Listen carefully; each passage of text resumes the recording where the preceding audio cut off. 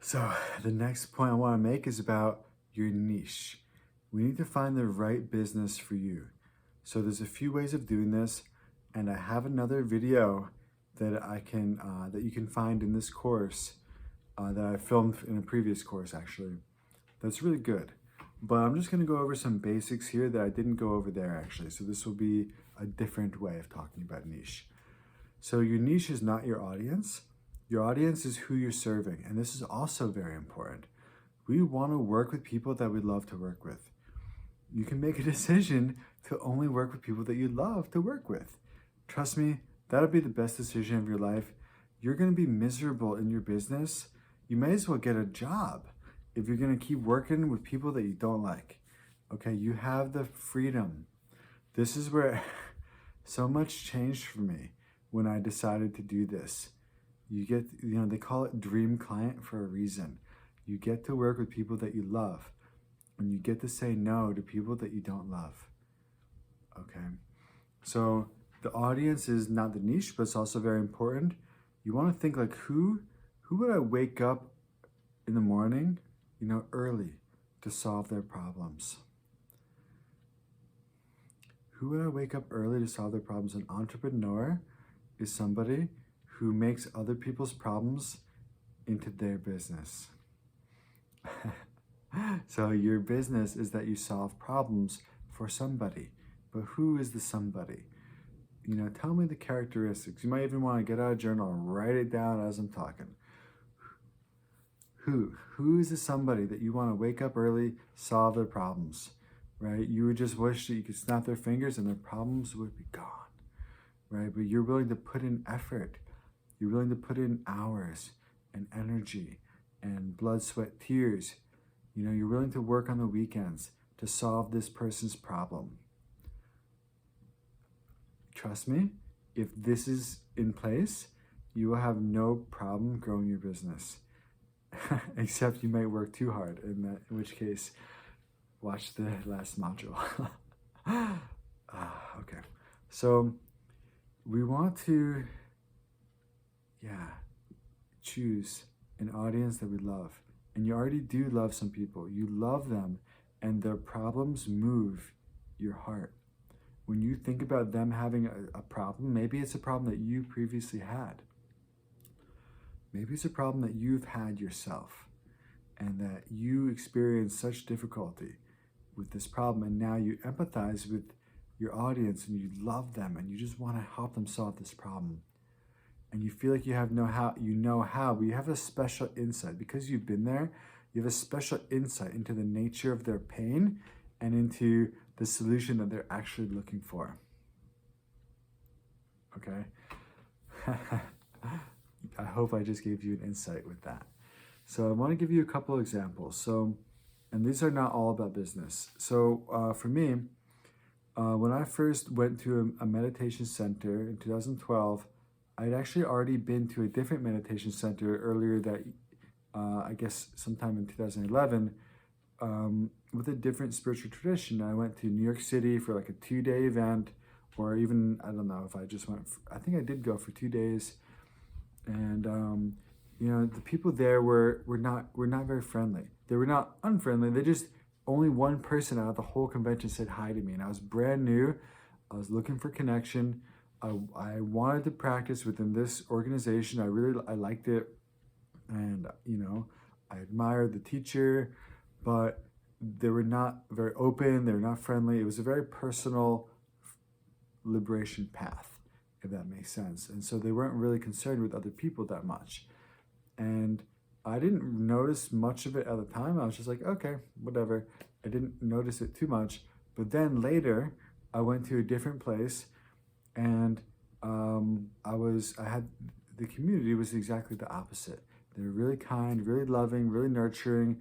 They were compassionate. They gave extra attention to me. In fact, after I'd been there for a couple months, my birthday had come up, and I was still relatively new. I'd been living there for 1 month at the time, and I had been around for 2 months. And, they made me a birthday cake. My parents had come to visit on the Sunday for my birthday, and the whole room sang me happy birthday, and they had made me a cake, right? With, I don't know if my name was on it, but it was very special. And my parents were very touched by this in particular. And so this is just an example, but they were very kind, loving. They answered all my questions. They were happy to talk. They like went the extra mile to make sure I had a good time. And it's not just like them in general as a collective, but individuals clearly on their own volition would reach out, be kind, cherish. They weren't getting anything back for it. And there wasn't some kind of rule that was to be done. It was just the way that it was happening. And I was so impressed by this as a beginner. I was so touched. It made such a deep impact on me that basically for the next 5 years of me living there, I treated every single person that came the same way. I was so kind, so loving. I went the extra mile for everybody. I put myself out there. I knew what it was like to be a beginner, and I knew what it was like to get ignored as a beginner and to therefore lose touch with the community and with the practice. And then I saw the opposite of like getting treated well and getting treated like an equal member and getting cherished. It moved me so much, and it really was the key that allowed me to connect and just to want to go deeper, because seeing the example of these other people showed me what was possible for me. So yeah, because of this, I knew the pain of being ignored. I knew the solution of being cherished. I knew it from my own experience. And so I spent the next 5 years without anyone telling me to do this. I just went the extra mile for beginners. And when I taught meditation classes, I carefully considered beginners, and I made sure they had a really good experience. And as a teacher, when I finally got my own center and started teaching classes every day and doing all the things that you do at your own center, one of the lead kind of administrators was she was at like all my classes almost, and she gave me feedback. She's like, you're really good at connecting and engaging with the new people in particular. Like you're good at engaging with the whole room and making everyone just like really, with it. But in particular to the beginners, you really connect with them well. And I heard what she said, and I'm like, well, that's true, and that's because of my intention. I really wanted to do that. That was what I was there for. Yeah, okay, so that's just an example of how when we're in a situation and we have the pain and we find the solution, that we can empathize with somebody and then go the extra mile for them in a way that is actually very effective. So I'm just going to give you one more example. So for me, if you were to ask, why do you do what you do, John? Why are you a marketing coach? Why are you a business coach? And I never wanted to be a marketing coach or a business coach. I never really even liked business or marketing. Actually, I always kind of enjoyed marketing, to be honest. But I didn't ever think I was going to be in the profession of marketing. I thought I was just learning it for my own purposes. So why am I doing this? Well, I know what it was like. I'll just give you a timetable here. 2017 was the best year of my life up until that point, for sure. And that was the year that I was this full-time meditation teacher. I had finally manifested the position of teaching meditation full-time as a Buddhist monk. Okay, I was like fully in. I was like on fire, okay? I made a lot of progress myself that year because of the degree to which I had to be available to others. But it was also a year of me discovering my own greatness, because I was doing a very good job as a teacher. I was doing a good job. And that was the year that I decided to take what I was doing already and reach more people and create an abundant living for myself. Okay, so at the end of that year, 2017, is when I started to look into how to do online business. And yes, I did kind of fall in love with the marketing I was learning, and it was exciting, and Russell Brunson, and so there's psychology within marketing. Yeah, that's all true. But what happened was, there's no way to say this and sound humble at the same time, but I was really good at what I did. And I just didn't know what I was doing in business. And I knew a lot of people who were like me, other people who were meditation teachers and Buddhist practitioners who were also world-class at what they did compared to like most people in the world. In our tradition, maybe they weren't the top level, but within the world, they were the top of the world in terms of their experience in personal growth, leading meditations. Like, I know what it's like to be really good at what you do and to not have any type of worldly reward for that, okay? That was my experience. I knew that there's no deterring me from that knowledge. I knew it very clearly that that I was good at this and that other people I knew were really good at this type of work. But yet, none of us were monetizing this. And for myself, when I decided to turn it into a business, it was not that easy. Being good and being successful in business are not the same, okay?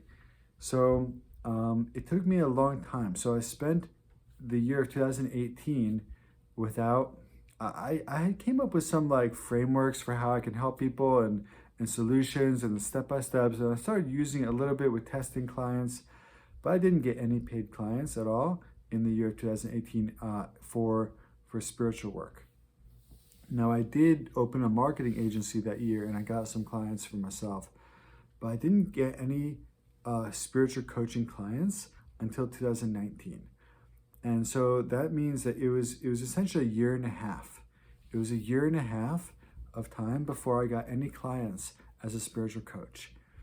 Now, part of that time I wasn't trying to, because of a non-compete contract I had with the meditation center. So I that's why I pivoted and opened up a marketing agency at all, was because I had a non-compete contract and they told me don't do this.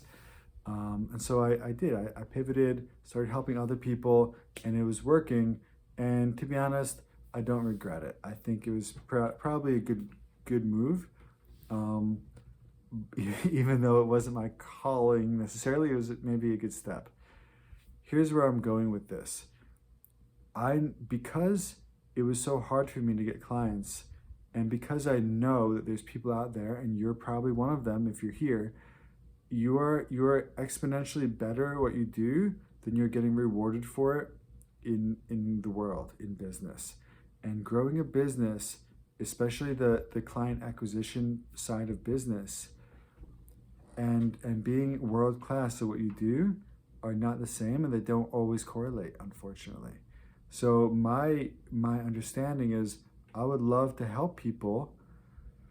Yeah, and just to add one more piece in, I believe that creating a business out of what we love to do is a way to reach more people, because the more impact we have and the more income we can create, the more outreach we can do, right? The further we can spread our purpose, the further we can spread our benefit as our business grows.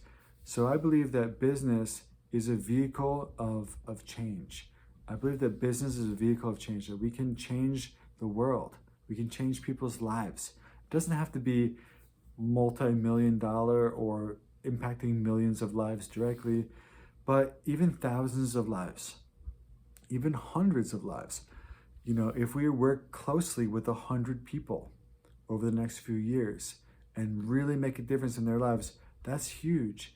And without having a successful business, or at least a moderately successful business, it's actually difficult to sustain the effort of that transformation, right? In order to sustain our effort, in order to reach further out, to get more known, to kind of pull more people into our funnel, so to speak, we need to be successful enough at monetizing what we do. So for me, impact and income go with each other. They're not separate, right? Of course, they could be separate, but in this business, they're not separate. Meaning, the more income you have, the more outreach you can do, the more impact you can make. And if you monetize the impact correctly, it'll produce income, which comes back, which allows you to do more outreach and impact, and then monetize it well, so it comes back to you again, and you can just keep going out. That's the kind of idea that I have. And so because of this, that's the reason that I work hard to help people. Now you're probably thinking, but John, you're probably kind of smart as a business person. Why do you continually work with people who are at the beginning stages of growing their business? The answer truly is empathy, to be honest, because I know what it's like to be a beginner, because I know what it's like to struggle and to be really good at something and to have potential to impact people, but yet to not know how to actually turn that into a monetized business, to get a client to sign up and say yes for a high dollar amount, like $1,000 or more. I know what that's like. And I'm not okay with all the people who are in the position that I was, who are going to keep suffering. I'm not okay with that. And I've dedicated my life really for a few years to learning how to do that for myself, learning the different solutions for my own business. And because of this, I've gained enough tools to actually help people with their business. So you can see here, again, that empathy is like my main wedge, right? I know the special pains of the kind of person who I want to work with. And I know their actual reasons for wanting to do their work, okay? If you're watching this, you're probably one of them. And this is me also. Yeah, we're in pain because we are good at what we do and we can't monetize it well enough. And the reason that we want to do this is because we want to help more people. It's a service-oriented mind, and we put spirituality first and business second, which is why we're still at the beginning stages of business. But because it's not that hard and because there's solutions, I wanted to be able to bridge the gap for people who were never going to depart from their spiritual path and just wanted to integrate business into that. Okay? So that's the reason that I work in this business.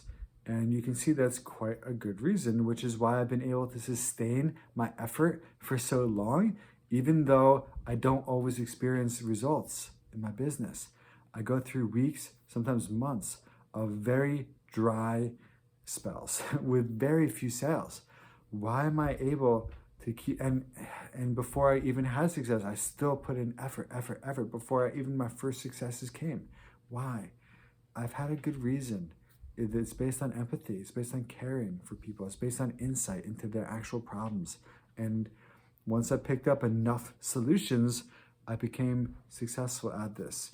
Once I learned how to sell it as well. So you can see that the reason for me doing this business is good. And I want you to have a similarly good reason for why you do what you do.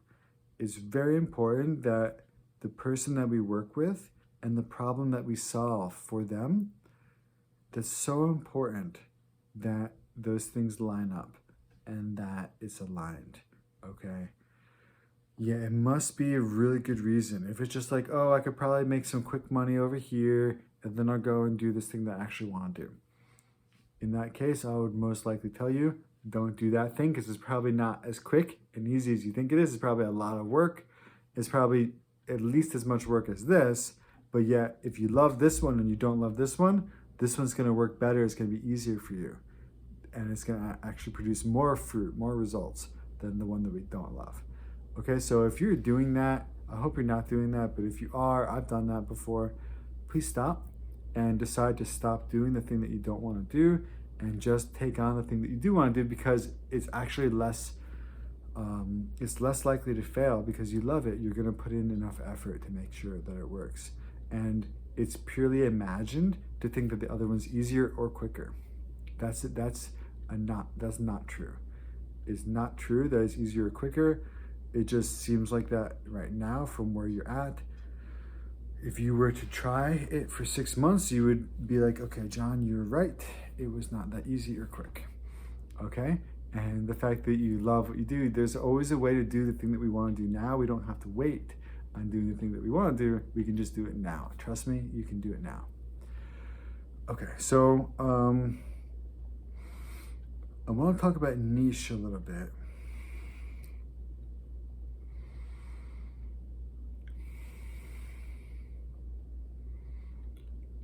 But I want to let you digest those points. So before I jump deeper in, I'm just going to end this video so you can reflect on what we all just said.